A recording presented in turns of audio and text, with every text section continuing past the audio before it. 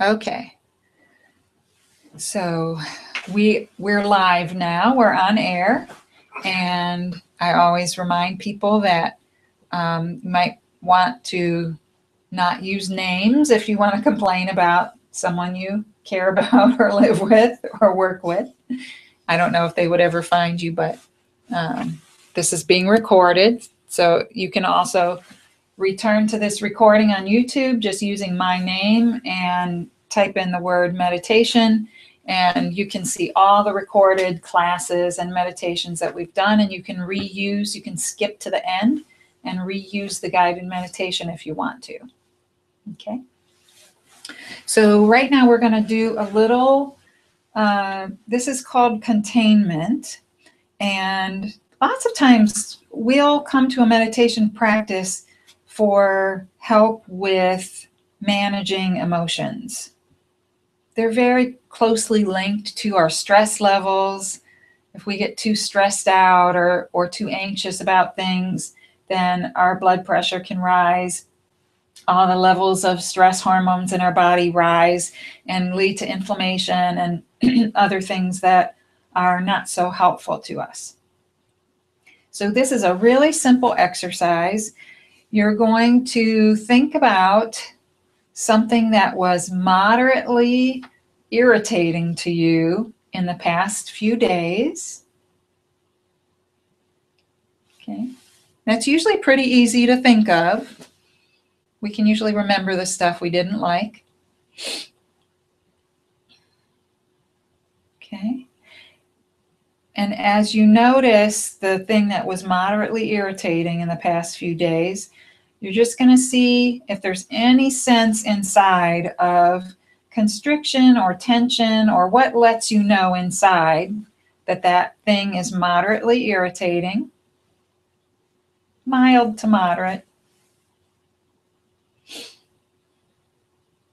Okay, so you notice the irritation, and then you're going to notice yourself inside the space of the cushion that you're seated on. So you're going to visually use your eyes to look down, maybe even feel the cushion that's there, and you're going to feel the way that you are seated inside the square of the cushion that you're on.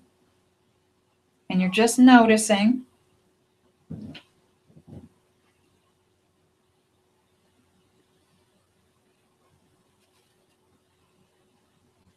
And notice what happens to that irritation as you also notice the space that you're contained within, that cushion space that contains you. Feel yourself inside that space and notice the irritation.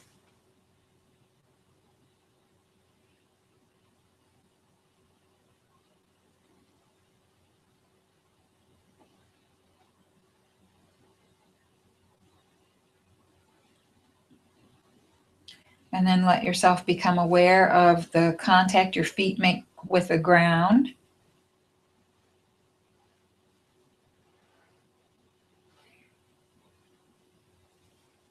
And then notice the contact points with your body and the chair. Just noticing where your body meets the chair. And then let yourself get a visual again of yourself contained within the cushion of the chair, the space of the chair.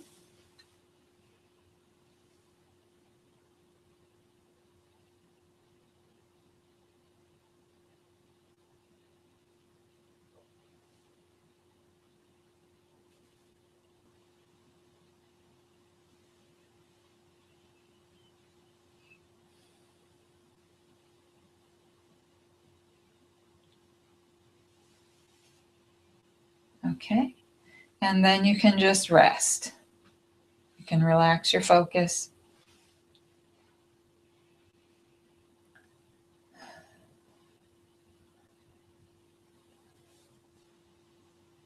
Yeah. So this is one way of helping to contain emotion. we give ourselves a visual and a felt sense of the chair, which is actually a container and helps bring us closer to containing whatever we feel within our bodies. Because when we're feeling upset, it might feel like it's almost as if it's escaping our bodies. We might feel kind of fragmented or not pulled together, right? Not really with it solid together. And this is a way of helping us pull in and contain whatever might be here. We can have some pretty powerful emotions sometimes, and we are the container for those emotions. And for various reasons, we might feel sometimes like we can't contain, like it's spilling over, and then we either act it out with words of anger or actions that we regret later, or we might shove it all in there, bottle it up, and just put a lid on it, stiff upper lip. And neither of those approaches is really a very healthy thing for managing our emotions. Instead, what we want to do is be as conscious and kind to ourselves as we can when we're in the face of overwhelm, when we're in that state, noticing that it's happening, not beating ourselves up for it, and then seeing what we can do to help calm our bodies. What this does is help our nervous system land. Right? Notice how you feel possibly more in your chair now than when you first came in today. Notice there's a feeling of groundedness, a feeling of access to the floor with your feet, a feeling of really being in your chair. So that's how you can tell when you've landed. That means your nervous system, the parasympathetic wing of your autonomic nervous system, has kicked in and brought the intensity level down, helped your system go calm down. Okay? So that's just one way of accessing. It's like that noticing the space here is a way of touching in and helping your parasympathetic nervous system go, oh, this space right here is safe. And I'm contained within this little bit of space. Therefore, I'm safe. And then we can chill out. Our nervous system can go, I don't have to do anything right now. Okay? Any questions? Observations? The timing on this is pretty good because I actually struggle sometimes with other drivers. Oh, yeah. And I was actually thinking about that this morning as I tried not to make an obscene gesture to somebody going by me because they were totally wrong. But I thought I really got to work on that. Just seriously, I know sometimes I do things that aren't totally irresponsible, but they're not. Right. So we're all human and we all make errors in driving, right? Yeah, but that sure is a bad time to make an error. Yeah. So a variation thanks for bringing that up. So in the car is one of the times when we can get pretty heated. And so variation on this exercise is to feel yourself within the relative safety of your vehicle. Really turn your attention to that you are safe contained inside the space of your car. Because in fact, there is a fair amount of safety inside our cars. They've been crash tested and rolled over and, right, they have safety features. And so, we're not saying you're safe no matter what happens. But if you can notice the relative safety that's there, because usually that really intense response we're having isn't so much about anger. It's a charge, it's an energetic charge that occurs because we feel unsafe, right? We feel like someone has put us at risk. And that charge is meant for a really old time when It was hand-to-hand combat. It wasn't people in metal boxes, right? That's what our body's ready for. Our body's ready for combat when somebody threatens our safety. But it's not appropriate in this day and age in a car, right? So we can use what we know about the car to help our nervous system come back down from that state. We can go, feel the steering wheel, feel the contact you're making with the seat, so you can remember you're in a car, right? You're not uncovered, exposed for the person to run you over. You're in a vehicle, and notice the space, right? I'm inside of the vehicle, and the relative safety. That's what you're after. That's what your nervous system wants to do in those moments.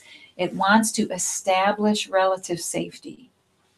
It helps when in the midst of that, if you're noticing yourself inside your car, if you can move your neck, let it move ever so slightly as you're noticing yourself inside your car, so the cranial nerves that reach your gut, your viscera, can tell this part of you, it's okay. You checked. That's what that tells your gut. This person checked to make sure that there's relative safety. Okay, so you're doing things that your nervous system needs before it can relax. Otherwise, you're going to stay in that state. Unconscious, you're going to stay in that person almost killed me, and they're a threat, and your body feels like it needs to do something, and it lasts a really long time. You stay stuck there, right? You get to where you were going, and you're still pissed off and telling everybody about it, and they're like, okay, it's done. You're here now. Yay, you're here. But you're still mad, right? Because it feels like that person threatened your life, right? Yeah. Yeah. So that's something that you can try. Again, that's more containment, but it's also, containment is what we do to down regulate, to help our nervous system relax.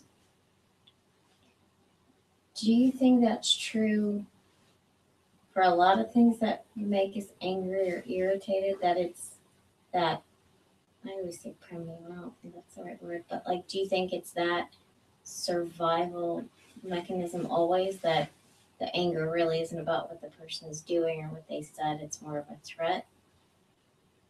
Perceived threat. It doesn't even have to be a real threat. So perceived threat, our system has a response to that. And if we're conscious, if we know, oh, wow, like the size of my response doesn't match the situation here, let me help myself down regulate, then we can we can help that energetic movement, the peak and the fall, happen really quickly. But if we stay up here and keep feeding it and saying, oh, that person's so terrible, that's so terrible what they did, it's so terrible, it's so terrible, we just kind of stay up there. It's like there's a fire and we're going,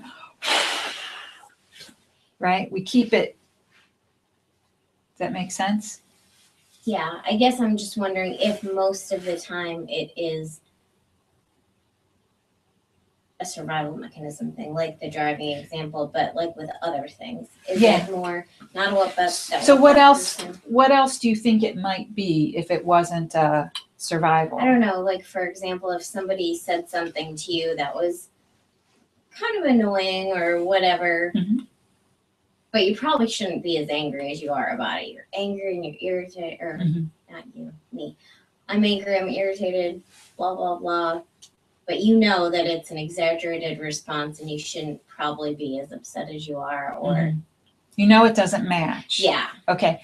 So it's still a survival response, but what's happening in those cases where our response is mismatched to the circumstance, like we've got, even though we're really upset and we feel justified, there's a little inkling of inside somewhere that this is kind of bigger. What I'm feeling is bigger.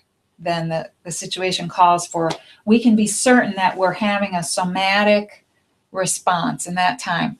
Our body is remembering a similar time from the past. And so then it's even doubly important that we manage that response, because we can really mess up our relationships. We can blame people for things that aren't really their fault. We can see things that aren't there because our body is remembering something in that moment.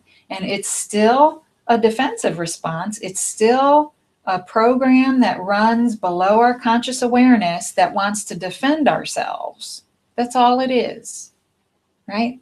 We've got programming that tells us whether to fight or flight or freeze. So would the most important thing in that moment, because would be to downregulate and to yes, more important than trying to figure out, now what does that remind me of, and what happened absolutely 30 years ago that's making me feel that maybe isn't the most important thing. Because you can't do that until you downregulate. Or you might not ever, right? I mean, well, if it's something that doesn't have a story attached to it. So if it's pre-age 4, if it's surgery or anesthesia or concussion, you might not have a memory.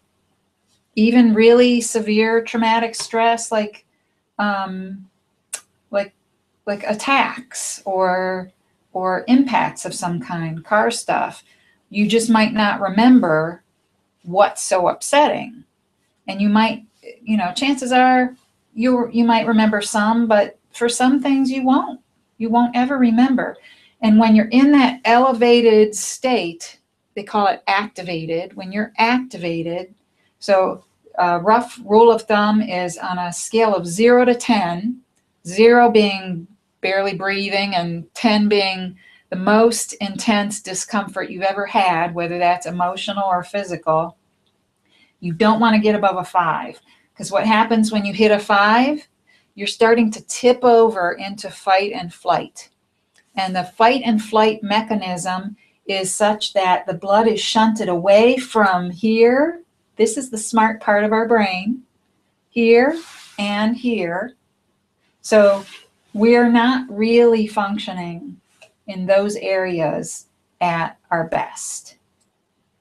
Like when you're really upset and if somebody tried to ask you to solve a math problem, or asks you like, where are your keys, or right, what are you doing next week? And you're like, I can't even think about that right now, right? Can't focus on detail or analytical anything. So trying to solve a problem in that state is really, really a waste of resources. Right? So absolutely yes. The answer to your question is downregulate first. Because that is typically how the processing happens. If you think about whatever we experience that happens to us, we have processing at multiple levels. So we've got somatic or body-based processing, right? And nervous system processing. And then we've got processing we do with our mind and with our emotions. But we typically process, if we allow it to unfold naturally, our body wants to go through, like anytime you have a near miss in the car, right? You can notice a little bit what's trying to happen, right? First it's, and then it's pissed, right? And then it's a little bit like a release, like there might be tears or something. And then at the very end, it's, I'm alive, right? That's a completely physical process. That's not mental processing. And then after our body completes that response, then the mind kicks in and goes, okay, so what did I do? And what did they do? And whose fault was that? And like trying to figure it out, because our mind wants to do that so we can learn from it and avoid it in the future, right? Or figure out if we need to defend ourselves further in some way. So that's called bottom-up processing, when our body plays out that string of processes. And then top-down processing is the stuff that our mind says to us about it. That's the storytelling, the explaining, the meaning making that we do. Our mind always wants to tell us about what's happened, but it does a better job of that at the end of that physical process. Does that make sense? I don't think I ever even knew that there was bottom-up processing until maybe a year ago or something. Like, I just feel like everything is top-down, or that's just the way it works. Yeah, and most people do think it's top-down. Most people think there's only top-down. They feel and behave mostly like their bodies are a transport mechanism for their heads. That's the biggest function they provide, that all of their consciousness and their smarts and everything is in here, that lives in their noggin. Right? But actually, it's way more complex than that. Our body, especially our viscera, are communicating with our head and vice versa all the time.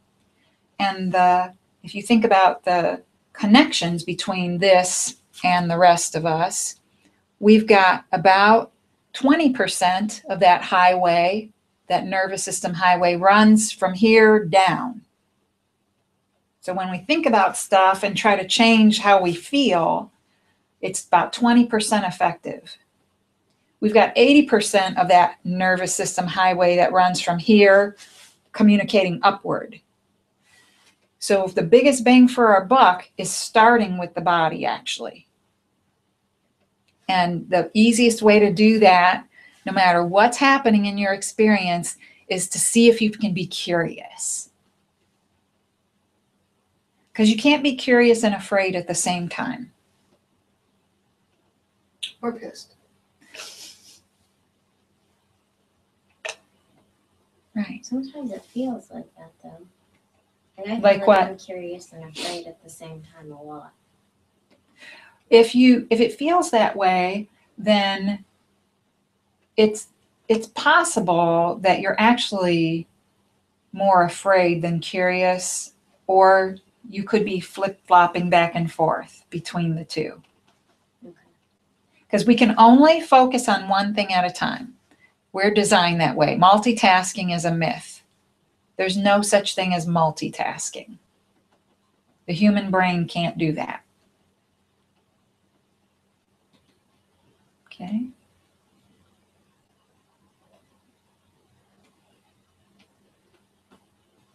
So before we take a break to have our meditation, anybody have any other observations or questions? I've had 2 serious car wrecks. Oh. Not this week. Oh, okay. No. Okay. In my driving history. Okay. So. So yeah, just there's here, you were talking about that, and I go, okay, so yeah. there is a history there. Yeah. One was okay. So they weren't nobody. It wasn't fatal, so it wasn't that bad. But total 2 cars. Oh. Well, mine and somebody else's one, so 3 altogether. But okay. we all walked away. Okay. So that's good, but it's still very serious. Very serious. I mean, if the car is totaled, your nervous system remembers that. I guarantee it. And I'll repeat this as many times as people need to hear it. We haven't evolved to respond with that system. Like I said, the fight, flight, freeze. We haven't evolved to respond to things that are moving at more than 10 miles an hour. There's a whole series of responses that our nervous system wants us to do. The very first one is orient to the threat. So what do you think that is? How would we orient to the threat? We want to locate it. Oh. Okay. Okay. So if something hits you out of your blind spot, what are the chances you get to complete that orienting and identify where the threat's coming from? Right. Right. Your body starts to do it about the time you're getting hit, and then that response becomes stuck in your nervous system. which in the biggest case was my right side. Mm. They did. They were putting it all together. Good for you. Yeah. Yeah. Yeah. So I think it's good to be aware of how our bodies work and know how to help ourselves self-regulate, that's that down regulation, help ourselves come down. Because in some schools of thought or some meditation trainings, they might encourage you to stay with any kind of discomfort, no matter what it is. And my training and background leads me to believe that that's only helpful up to a point. And the point that I recommend it being helpful up to is right before you hit a 5. Because after you've tipped into fight or flight, if you're that uncomfortable and you stay still, you risk inducing trauma. And I'm not here to teach people how to have PTSD. I'm here to teach people how to reverse that kind of thing. Okay, so the instruction is always, if that discomfort for you, whether it's physical, emotional, or otherwise, whether you can explain it or not, if it starts to inch up to a 5, open your eyes, wiggle your toes, shift around in your seat. If it's still too uncomfortable, you can get up. Anybody can quietly tiptoe out, give themselves a break, get a drink, use the restroom, whatever, but don't let yourself remain frozen if you have a large amount of discomfort. And I tell people that because I've experienced a lot of uncomfortable things in my sitting experience that teachers didn't know what to do with. And now I know. Now I know not to instruct people to just sit through it all, no matter what, because we don't want to induce more nervous system damage. You want to be kind to yourself as much as possible. So move around. If it gets above a 4.5, you open your eyes, you move your feet, you do something to not be sitting completely still in those moments. And then you can always call me, email me. We can chat about what accommodations or what needs to shift in order to make it more comfortable.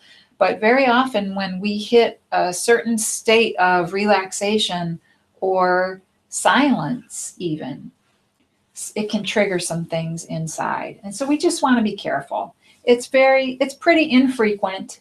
I think I've only had 1 or 2 people say that they really had a problem. But I just want to be very careful and gentle and make sure that everybody knows how to take care of themselves when we meditate. Okay. So why don't you guys take a 5 minutes or so. The restroom is right next door. And I'll pause the recording. Let's see, there's the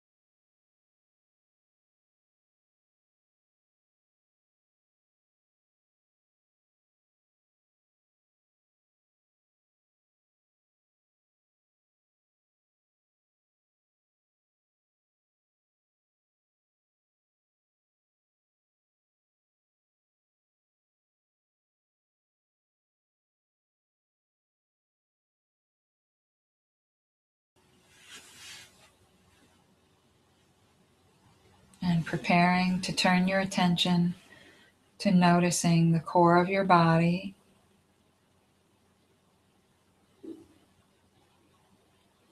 Scanning from top to bottom, first noticing your throat.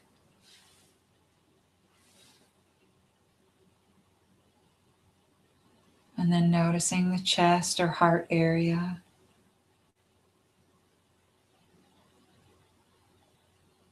And then the diaphragm, or that space between your chest and belly.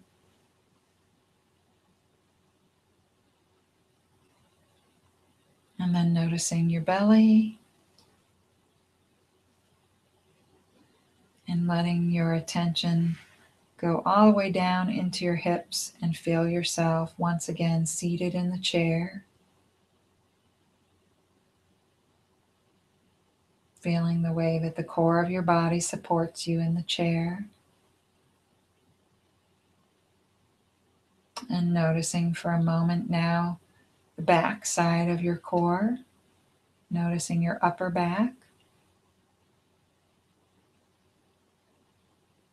And your middle back.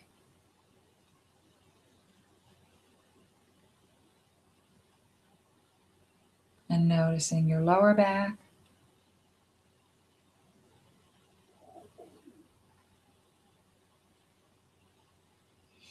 And then feeling the core of your body all the way around. Noticing whatever sensations or anything else that's there. Being as friendly as possible.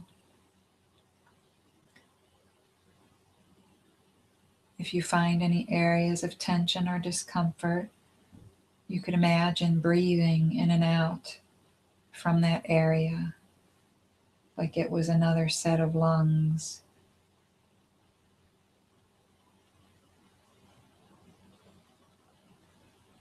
And just noticing what happens as you breathe in and out of that area of tension.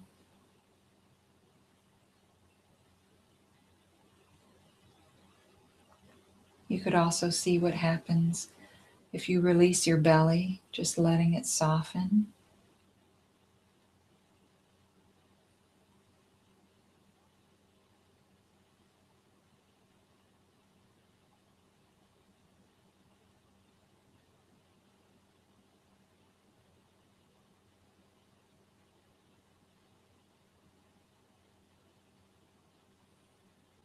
And taking one last moment to notice the core of your body and how it seems to feel right now as you prepare to scan your legs, starting with where you feel your bottom seated in the chair, and then scanning the tops of your legs until you hit your knees.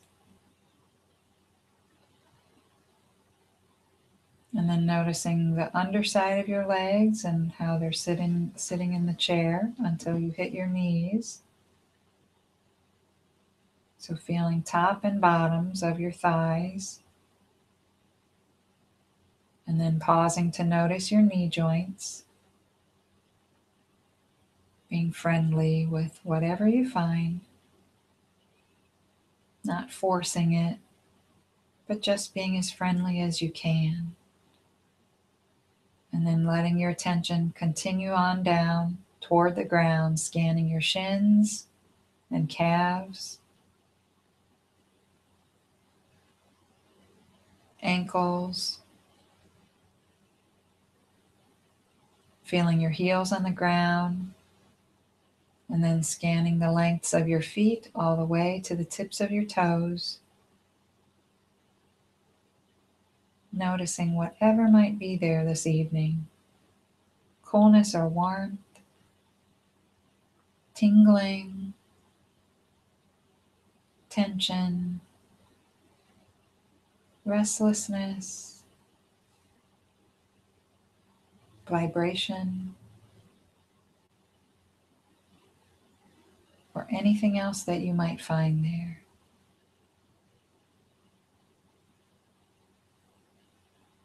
And then see if you can feel your left leg from your bottom all the way to the tips of your toes. And then feel right leg from your bottom all the way to the tips of your toes. And then notice both legs together.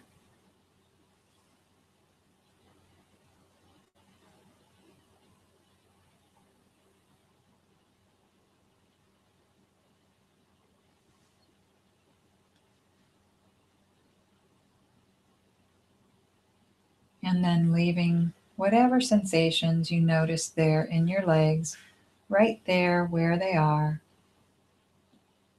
Gently begin to shift your attention upward to notice where you seem to be breathing. Just noticing, where does breathing seem to be happening? Not changing the breath in any way, just noticing breathing in and breathing out is happening.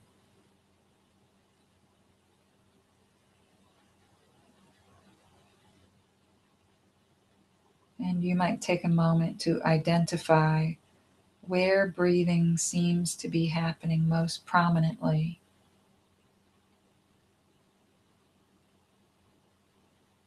Is it at the nose? Cool air coming in, warm air coming out?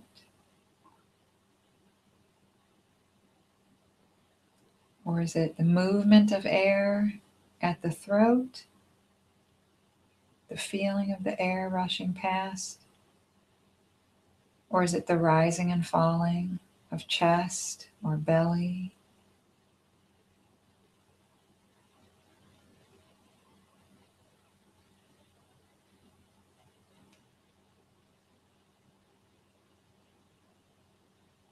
And you might turn your attention for a moment to the space at the end of your out breath.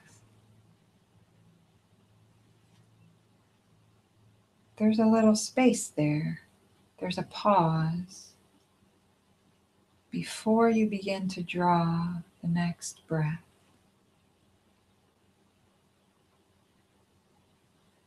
And you're just noticing and seeing if you can rest in that little space without altering your breath in any way, just noticing the space that's there.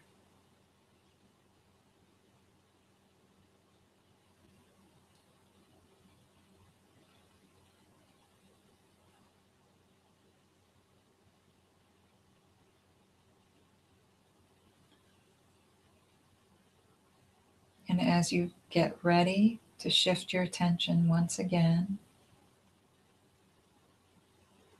you're going to see if you can allow other things in the space of the present moment into your awareness. There might be other things that your attention notices here right now, such as sounds, or the smell of the room, or thoughts or feelings, the sensation of your clothes or your shoes,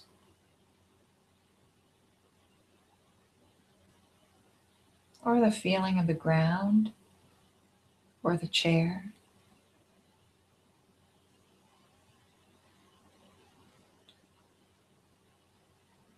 You might notice whatever seems to be on the inside of your eyelids or the taste in your mouth.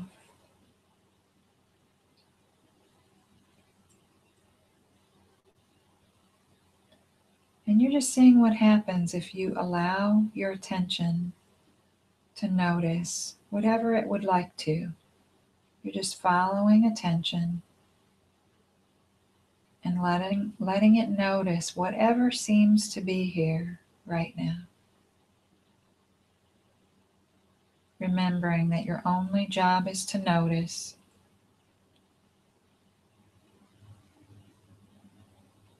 You can notice how you're experiencing things right now. You can notice what you're experiencing, sounds and so forth.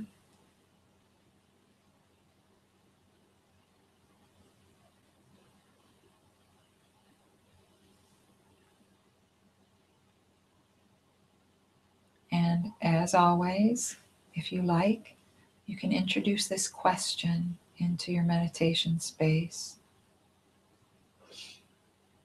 You can ask, what happens if I allow everything to be as it is in this moment?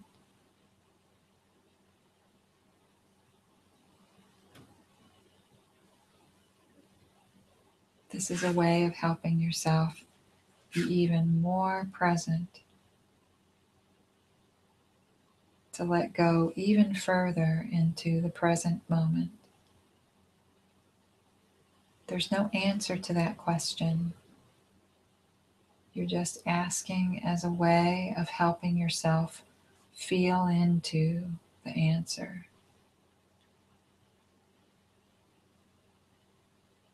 Just notice what happens after you ask the question,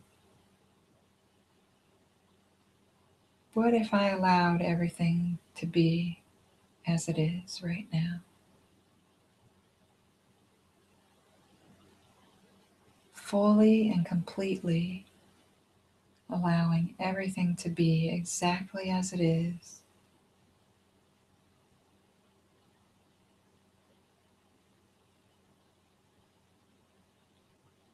Even letting go of the meditator, the one who's trying to do it right or do it well.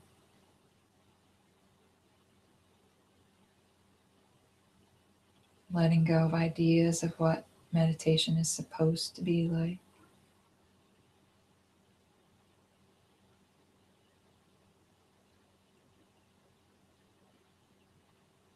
Noticing the feeling of resting completely in the present moment without any argument, no complaint about the present moment.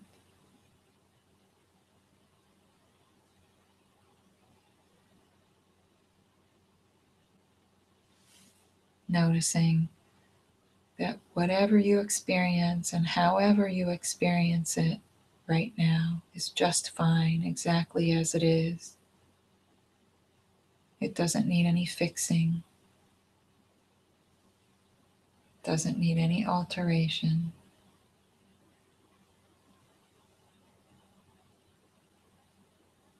It simply is as it is.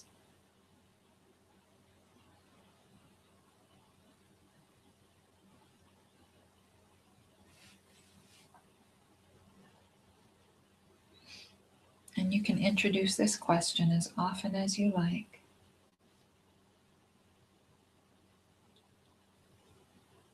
It can help take you deeper and deeper into a state of relaxation.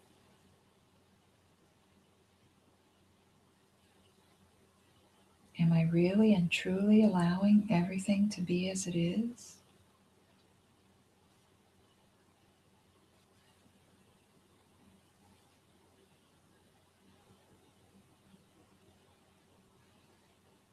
Or you can just repeat the question, what happens right now if I allow everything to be as it is?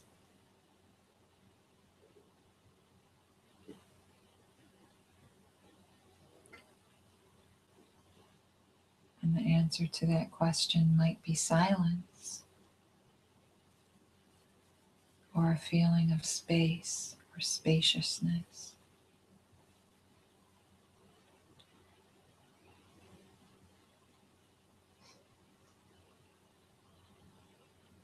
And you're just noticing.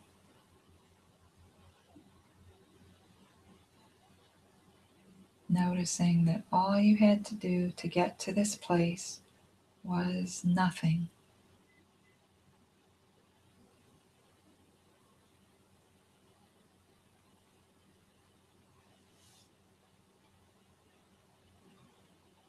Just taking 2 more minutes now as we reach the end of this meditation to savor the space, the silence,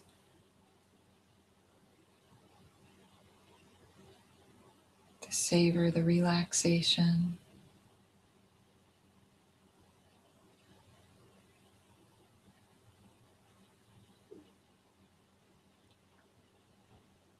And just noticing the simplicity of that question. What happens if I allow everything to be as it is in this moment?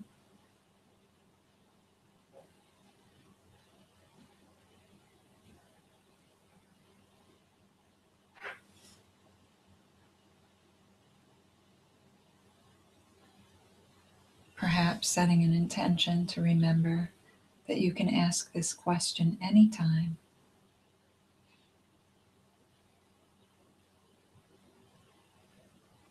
Anytime in your daily life when you encounter distress, you can introduce this question. What happens if I allow everything to be as it is in this moment? What would that be like?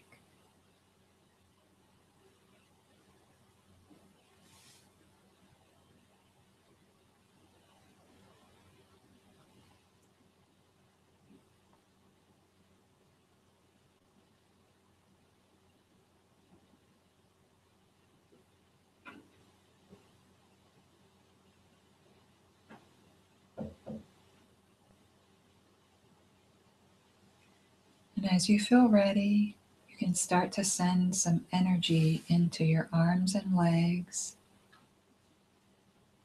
and offer some gentle movement to fingers and toes, giving yourself plenty of time and space to transition from your meditation.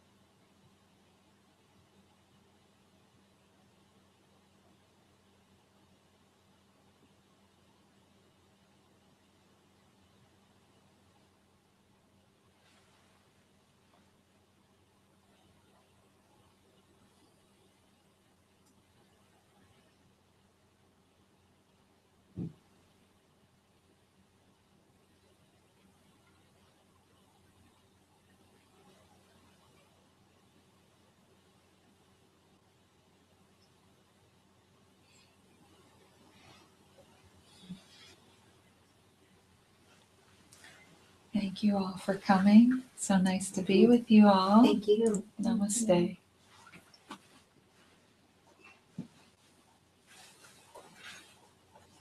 Now we have to go